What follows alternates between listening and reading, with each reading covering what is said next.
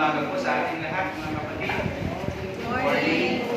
Tayo pong lahat ay tumayo at simula po sa ating gawain sa pamamagitan ng pagnilay-nilay ng kabutihan ng Panginoon sa ating buhay sa mga nakaraang araw. So let's take some time at manalangin sa atin.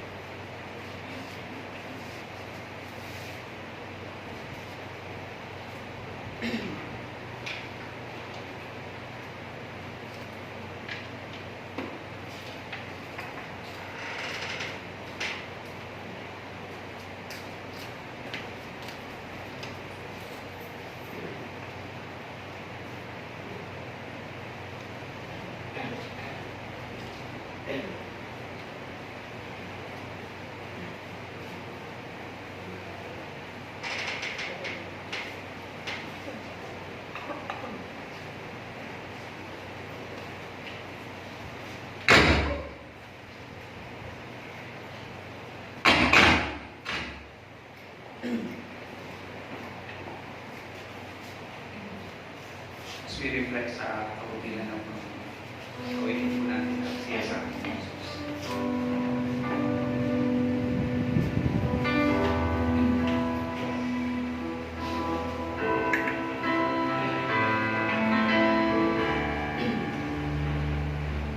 Siya sa ating puso, ang puso.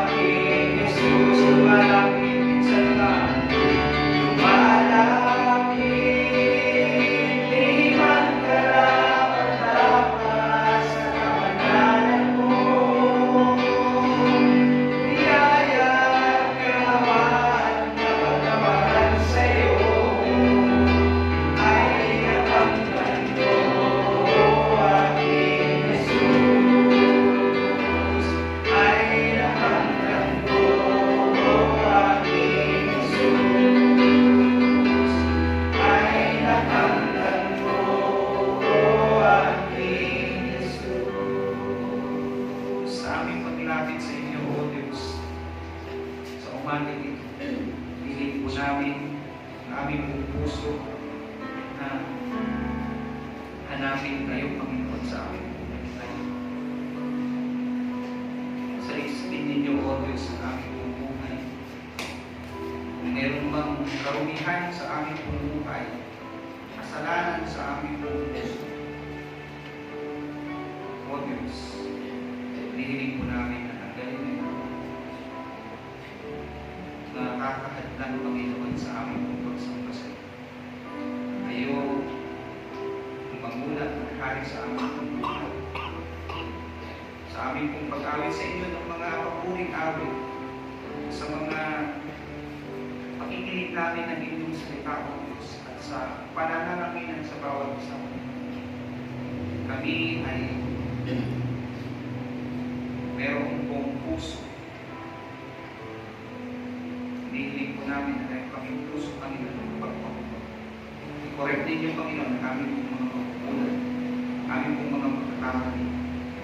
Tama ang yung order sa aming pong buhay. Kung kami man, Panginoon, ay naliligaw, hindi nyo kami, Panginoon, ibalik sa inyo. Bigyan mo kami, Panginoon, ng puso, committed sa inyo lamang, Panginoon. Wala na. Fully committed sa inyo. Walang reservation. Dahil ang nililipot namin sa inyo, Diyos, ito ay paraan para mag-worship this. As we come to you, Panginoon, singing, sa God's word, sa prayer, may your name be glorified in our lives. Sa pangalan ni Jesus. Amen. Shout for joy to the Lord, O the earth. Worship the Lord with gladness. Come before Him with joyful songs. Know that the Lord is God. It is He who made us, and we are His. We are His people, the sheep of His pasture. Enter His gates with thanksgiving and His courts with praise. Give thanks to Him and praise His name. For the Lord is good and His love endures forever. His faithfulness continues through all generations. Tayo po ay patuloy na magpuri sa Panginoon by singing, o tawagin po natin ang ating tagapanguna sa pag-awit.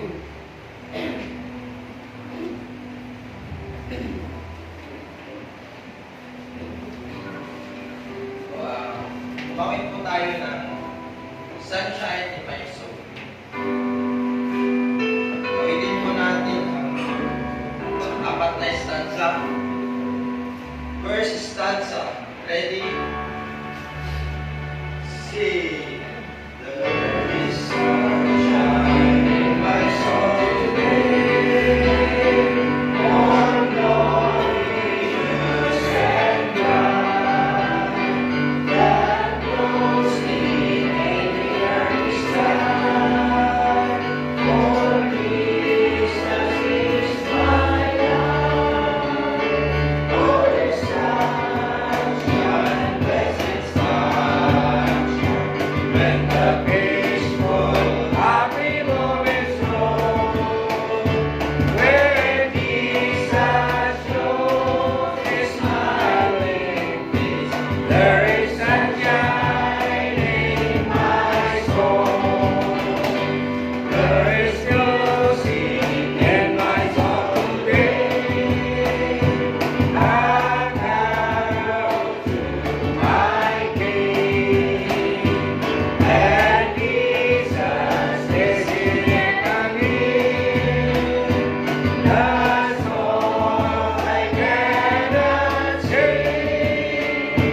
Oh, the sunshine, blessed sunshine, when the peaceful, happy moments roll. When Jesus shows His smiling face, there is sunshine in my soul. There is music in my soul today. For when the Lord is near, the love of peace is in my heart. The floods of grace appear. Oh, the sunshine, blessed sunshine, when the peaceful, happy moments roll. When Jesus shows His smiling face, there is sunshine in my soul. There is gladness in my soul today, and hope and praise and love.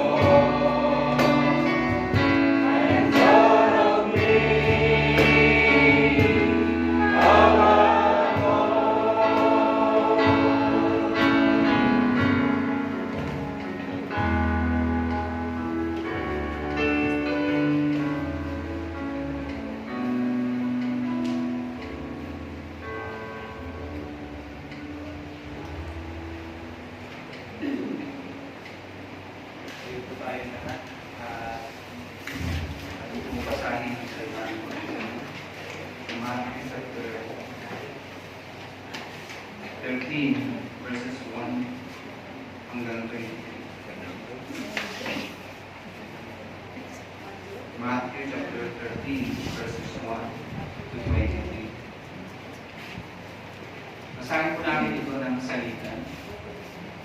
That same day, Jesus went out of the house and sat by the lake.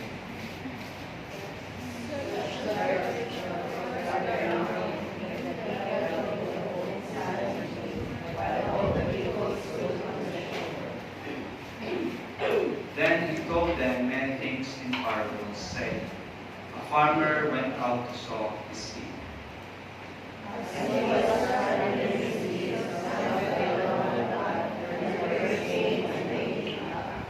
Some fell on rocky places where it did not have much soil. It sprang up quickly because the soil was shallow.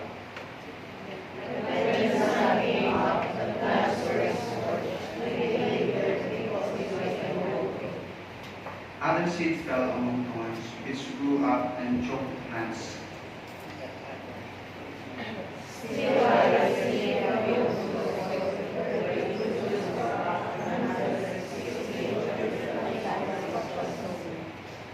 He who has ears, let him hear.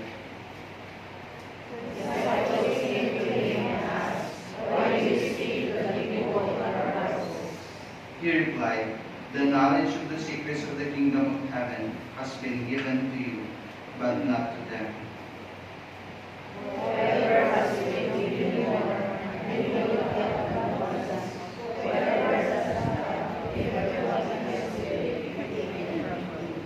This is why I speak to them in parables. Though seeing, they do not see. Though hearing, they do not hear or understand.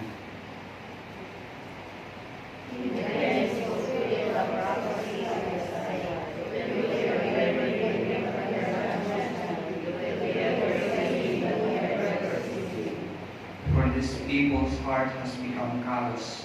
They hardly hear with their ears, and they have closed their eyes.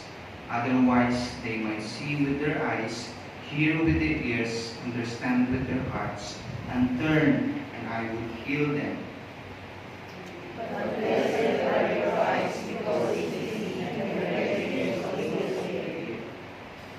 For I tell you the truth, many prophets and righteous men long to see what you see, but did not see it, and to hear what you hear, but did not hear it.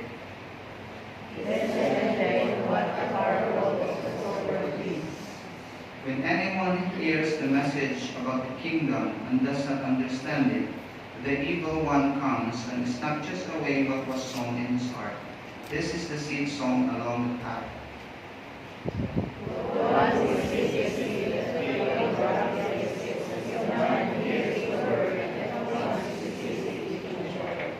But since he has no root, he lasts only a short time.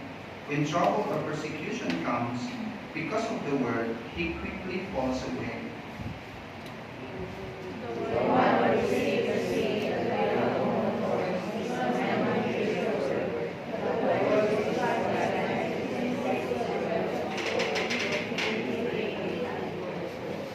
Together, but the one who received the seed that fell on good soil is the man who hears the word and understands it. He produces a crop, yielding 100, 60, or 30 times what was sown. Tayo ay manalangin. Panginoon namin Diyos, makapangyarihan sa lahat. Maraming salamat sa pagkabasa ng iyong salita. Tunay at tapat kayo, Panginoon, sa amin pong mga buhay. Hindi kayo, O Diyos, nagkukulang sa amin sa kapila ng amin pong mga pagkukulang sa inyo. Panginoon, patawarin niyo kami sa amin pong mga kasalanan. Patawarin niyo kami, Panginoon, sa amin pong mga pagkamali, pagkukulang sa inyong harapan, sa mga karumihan na mayroon po kami, Panginoon. Linisin niyo ang aming pong puso, ang aming isipan, na pwede makahagdan sa aming pong pagpupuli sa inyo, sa aming paglilingkod sa inyo, O Diyos. Hindi po kami dalisayin ng inyong pong salita. At patuloy mo kami, Panginoon, na kalinganin sa amin po mga problema sa buhay, mga challenges sa buhay na inaalaw ninyo, O Diyos, para maging strong ang bawat isa po sa amin, maging malakas ang aming pong pananampalataya at pananalig sa inyo, Panginoon. Dalangin po namin na patuloy ninyong palakasin ang bawat isa sa pamamagitan, Panginoon, ng fellowship with one another, and sa pamamagitan, Panginoon, ng pag-aaral at pakikinig ng inyong salita po. Hindi po kaming pagtibahin at gawing matibay na pundasyon, Panginoon, si Kristo sa aming buhay. Sa lahat ng aming ginagawa po, Diyos, ay maging sentro ng aming Panginoong Jesus. Kagaya din ng sinabi ni Apostle Paul sa kanyang letter, whether you eat or drink or whatsoever you do it all for the glory of God. Na lahat ng aming pong ginagawa po, Diyos, alam po namin na alam din ninyo ang pasikot-sikot ng aming buhay. And alam ninyo, Panginoon, kung ano yung nakakapagbigay ng kapurihan sa inyo. Alam niyo din po, Diyos, ang mga bagay na ginagawa po namin na kasalanan sa inyong mga. Kaya, O Diyos, hinihiling po namin, Panginoon, ang inyong pong paghari sa aming isipan, paghari sa aming puso sa buong buhay po namin sa church na ito, O Diyos. Kayo po ang mamuna sa aming pong mga desisyon dahil kami, Panginoon, ay nakadepende lamang sa inyong pong kalooban, nakadepende lamang po, Diyos, sa inyong awa sa aming, Panginoon. Dahil wala po kami ibang kayang gawin, Panginoon, kundi umasa lamang sa inyong kakayanan na ibinibigay sa amin, sa talino, sa lakas, good health, resources, Panginoon, na meron kami, pera, bahay, at anumang mga bagay, Panginoon, na meron kami, lahat ng bagay na ito, lahat ng aming pong pagmamayari, hindi po namin talaga ito pagmamayari, kundi sa inyo ito, O Diyos, galing lahat ng bagay na ito sa inyo. We recognize your possession, Panginoon, of all things, because you have created all things, Panginoon, and allow all things for us to grow and grow more in maturity of Jesus Christ and faith in Jesus Christ. We pray, O Lord, that you would continue to guide us and protect us and help us grow sa aming pong pananampalataya. Dalangin din po namin, O Diyos, ang mga gawain po namin na pinagkatiwala po ninyo sa amin, sa mga Bible studies, Panginoon, na meron po ang church, and sa mga leaders, Panginoon, na nangunguna sa mga Bible studies na ito, and even sa mga gawain, Panginoon, sa mga children, sa children, Panginoon, children's ministry, kayo, Panginoon, ang manguna din sa aming po mga teachers, na bigyan po sila ng wisdom, na pangunahan sila, Panginoon, sa lahat ng kanila pong plano na ng mga opportunity, Panginoon, para maging avenue ito na share ang gospel, Panginoon, sa mga bata at maligtas sila, Panginoon, at matamnan sila, Panginoon, ng inyong salita. Ganun din naman, Panginoon, sa Bible study po namin sa buong isang linggo, Panginoon, na ginagawa po ng mga leaders, pastors. Kayo po, Panginoon, patuloy na mag-bless sa mga members po namin dito sa church, sa bawat isa, mga kapatiran na nandito ngayon, Panginoon, at sa mga paparating pa, sa wala po ngayon. Kayo po ang patuloy na mag-bless sa bawat isa po sa amin. Pangunahan kami, Panginoon, sa amin po mga desisyon. Kayo, Panginoon, ang mag-provide ng mga pangangailangan po namin, O Diyos, sa araw-araw, and even sa spiritual aspect, Panginoon, ng aming po pamumuhay. Kayo ang patuloy na magpakain sa aming, Panginoon, ng inyong salita. Wala po kami ibang aasahan na kami, Panginoon, ay lalago, kundi ang inyong salita, Panginoon, na inyo pong sinulat, Panginoon, sa inyong libro. Panginoon, kami ay umaasa lamang sa inyo pong kapangyarihan, sa inyo pong pagmamahal sa amin na lubos-lubusan, Panginoon. Unconditional and sacrificial, Panginoon, pagmamahal sa amin. Marami pong salamat po, Diyos, dahil nandito kami muli para magpuri at magpasalamat sa inyo. Salamat po, Diyos, sa inyo pong pagmamahal sa amin, sa awa sa amin, sa inyo pong patuloy na pag-provide na, Panginoon, ng mga pangangailangan po namin and kakayanan, Panginoon, para mapagtagumpayan ang bawat araw, Panginoon, sa aming buhay. Marami pong salamat po, Diyos, sa lahat ng bagay na ito. Wala po kami ibang titignan, Panginoon, na source ng aming pong kalakasan kundi sa inyong lamang. Amin din pong pinapanalangin po sa mga kapatiran po namin na may karamdaman. Kayo po ang patuloy na magpalakas sa kanila. Alam po namin po, Diyos, na meron pong layunin ang lahat ng bagay na nangyayari sa aming buhay, Panginoon. At anuman iyon, O Diyos, hindi man namin makita ngayon dahil na tatakpan ito ng pain, tatakpan ito ng mga magugulong bagay, Panginoon, mga problema sa buhay. Pero naniniwala kami, Panginoon, at the end, itong mga pagsubok na naranasan namin sa buhay, Panginoon, ay makikita po namin ang inyong layunin, ang inyong purpose kung bakit nangyayari ang lahat ng bagay. Dahil kayo, Panginoon, ay meron na pong pinagdak, Panginoon, sa aming pong mga buhay na mangyayari at mangyayari kung kami, Panginoon, ay susunod sa inyo, kung kami, Panginoon, ay mananalig at mananampalataya sa inyo. Kagaya ng inyong pong salita, O Diyos, na ipamuhay po namin na unahin namin kayo sa lahat ng bagay. Unahin namin, Panginoon, ang paghahari ninyo sa aming buhay at ang mga right, katuwiran, Panginoon. And lahat ng bagay, Panginoon, na kailangan po namin, ito po, Panginoon, ay nakaangkla sa redemptive plan ninyo, O Diyos. Ipoprovide nyo ang lahat ng bagay. All these things shall be added unto you. Yan po ang inyong pangako po sa amin. Kung kami ay naglilingkod sa inyo, lahat ng mga pangailangan namin para maglingkod sa inyo, Panginoon, ay inyong provide, ay inyong pong ibibigay sa bawat isa.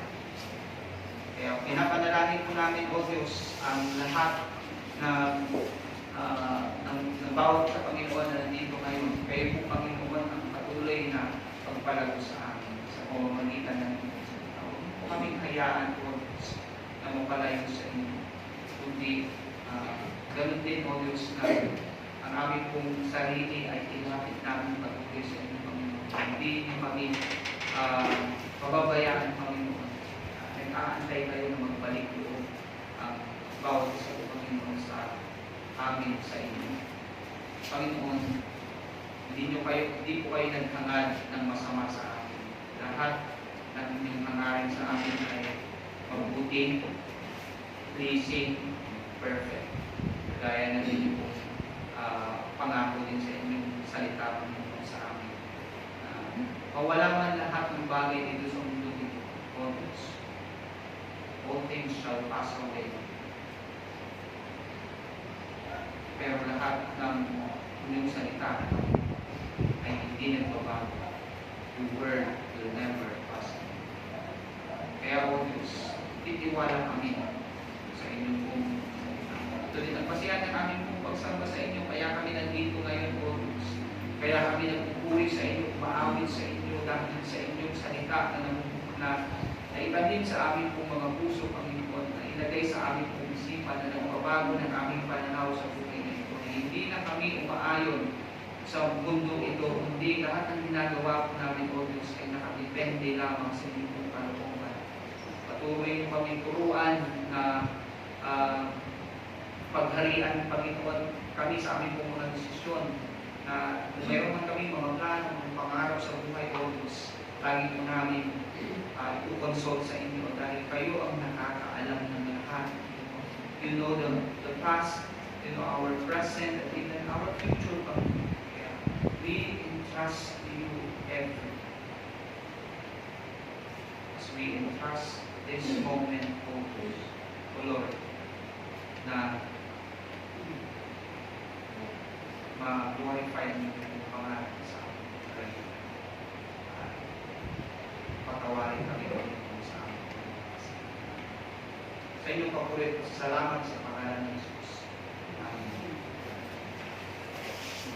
Tayo po yung mga